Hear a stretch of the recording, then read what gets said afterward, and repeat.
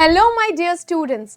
Welcome to this amazing platform of PW CLAT. Again, like always, मैं आ गई हूँ एक न्यू वीडियो के साथ और इस वीडियो में हम लोग क्या बात करेंगे? इस वीडियो में हम लोग बात करेंगे कि CLAT 2025 में 28 में से 28 कैसे स्कोर करें। बच्चों का हमेशा से क्वेरी रहा है कि मैम करंट अफेयर्स तो समंदर है, लगता है कि उसमें डूब ही जाएंगे हम। और मैं क्या बोलती हूँ, हमेशा वही टॉपिक पर हो जो आपका most talk topic of the month है, बस वही आपके एग्जाम का क्वेश्चन है ना।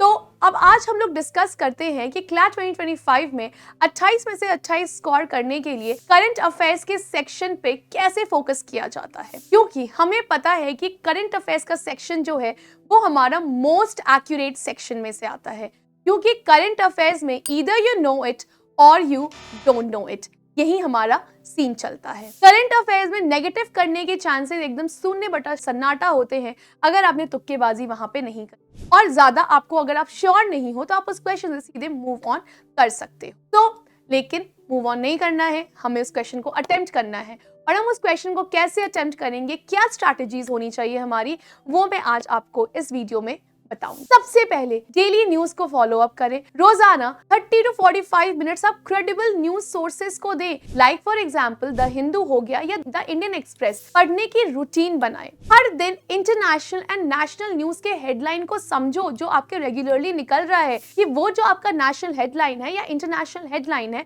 वो किन चीजों पे बातें कर रहा है। Second, monthly compilation. ऐसा मत करो कि सारे मंथ्स को इकट्ठा मिला के पढ़ो, नहीं। जनवरी का आपका अलग मंथली का ये कंपाइलेशन होना चाहिए, फरवरी का अलग होना चाहिए, मार्च का अलग होना चाहिए, and so on and so fourth. अब बेटा यहाँ पे एक बात समझो, बात कुछ ऐसी है कि हर महीने का आपका सारा न्यूज क्लैट के पर्सपेक्ट से इंपॉर्टेंट नहीं। जितना मैंने अभी तक ऑब्जर्व किया है, एक महीने में मैक्सिमम 10 से 12 न्यूज जो होते हैं वो आपके क्लैट पर्पज से होते हैं, और कुछ महीनों में वो भी नहीं होते हैं, है ना। तो बस उन्हीं न्यूज को आप टारगेट करें जो न्यूज आपके लिए मोस्ट इंपॉर्टेंट है। स्मॉल न्यूज को स्किप करने का पूरा कोशिश करें, उसमें अपना टाइम जो है आप ना गवाएं। तीसरा, स्टैटिक जीके। अब देखो, क्लैट के पैटर्न में हमने एक शिफ्ट देखा है। क्लैट जो पहले बस करंट अफेयर्स पे अपने आप को स्टिक ऑन रखता था, उसका शिफ्ट जो हमने देखा है वो हमने स्टैटिक जीके की तरफ भी देखा। मतलब पहले बस करंट अफेयर्स आता था, अब current affairs plus static portion आता है। And whenever we talk about static portion, so we are including the subjects such as geography, history, polity and आपका so on and so forth. अब static कैसे करेंगे अगर आया तो, या हिस्ट्री का स्टैटिक कैसे करेंगे, या पॉलिटी का कैसे करेंगे, या इकोनॉमिक्स का कैसे करेंगे। बेटा देखो, उसके लिए आपको ये बुक्स पढ़ने की जरूरत नहीं है। सिंपल सा, अगर कोई आपका टॉपिक आया है, उसका कोई स्टैटिक ये रिलेशन है, उसको आप प्लीज पढ़ लें एंड आपका स्टैटिक पोर्शन वहीं पे कंप्लीट हो जाएगा। Like for example, if we talk about the Lok Sabha elections, तो लोकसभा इलेक्शंस में जो करंट इलेक्शंस हुए हैं उनके पूरे नॉलेज वो आप इनकलकेट करें। लाइक फॉर एग्जांपल, हम लोग डिस्कस कर सकते हैं कि इस बार जो लोकसभा का इलेक्शंस था वो हमारे 543 सीट्स पे हुआ था, लेकिन जो इलेक्शन कंडक्ट हुआ था वो 544 कॉन्स्टिट्यूएंसीज में हुआ था, है ना। अब इलेक्शन कमीशन जो है वो हमारा कौन से आर्टिकल में मेंशन्ड है, ये हमारा हो गया static portion, that is article 324 में हमारा ये चीज मेंशन्ड है, ठीक है। तो आप ऐसे करके अपने स्टैटिक को कवरेज दे सकते हैं। चौथा, अपना नॉलेज टेस्ट करना आपके लिए बहुत ज्यादा जरूरी। क्या जरूरी है? नॉलेज टेस्ट करना। पढ़ तो हमने लिया, लेकिन उसको हम लोग अप्लाई कैसे करेंगे, उसके लिए हमें क्विज एंड मॉक्स दोनों ही देना जरूरी है ना। क्विज आप टॉपिक वाइज उठा सकते हो, और मॉक्स में आपके सारे टॉपिक्स जो हैं वो आपके क्या रहेंगे, इंक्लूड रहेंगे, इनकलकेटेड रहेंगे, ठीक है। तो क्विज आपको या आपके मॉक आपको बताएंगे कि आप कितने पानी में हो। क्विज और मॉक देके हमेशा से मोटिवेट होना, डीमोटिवेट मत होना। डीमोटिवेट क्यों नहीं होना है?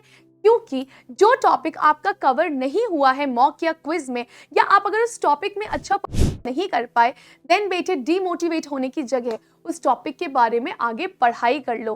Trust me, result main exam में आपको काफी अच्छा मिलेगा। Then the next fifth point I talk about mind map. Complex topic को इजी करने का एक ही तरीका क्या है, वो माइंड मैप बनाना।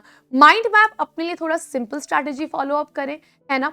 अगर आपने कॉम्प्लिकेटेड वे में माइंड मैप बनाया तो वो आपके लिए अगेन आप कॉम्प्लेक्स खाई अपने लिए कर रहे हो। माइंड मैप बनाएं किसी भी कॉम्प्लेक्स टॉपिक को देखें और फिर देखें कि आपके माइंड में सब चीजें प्रिंट हो गई होंगी, क्योंकि क्लैट का जो हमारा पेपर है वो हमारा सब्जेक्टिव नहीं है, वो हमारा ऑब्जेक्टिव है। इसका मतलब क्या हुआ, आंसर हमारे सामने रहेगा, हमें बस आंसर को आइडेंटिफाई करना होगा।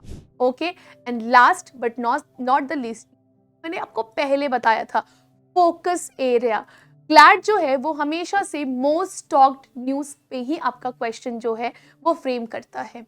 तो जब वो आपके मोस्ट टॉक्ड न्यूज़ से ही आपका अगर क्वेश्चन फ्रेम करता है तो हमें मोस्ट टॉक्ड न्यूज़ ही पढ़ना है, हमें वो न्यूज़ को पढ़ना ही नहीं है जो हमारा वहाँ पे इंक्लूड हो ही ना। We don't have to rush after small news, we have to go after big news. ठीक है, the news which has made the national headline, the news which has an international impact, हमें वो चीज़ें पढ़नी है। और again last but not the least, please do take care of yourself, please pamper you well, and again read, learn and revise, and trust me, you are going to ace in your coming examination. Thank you.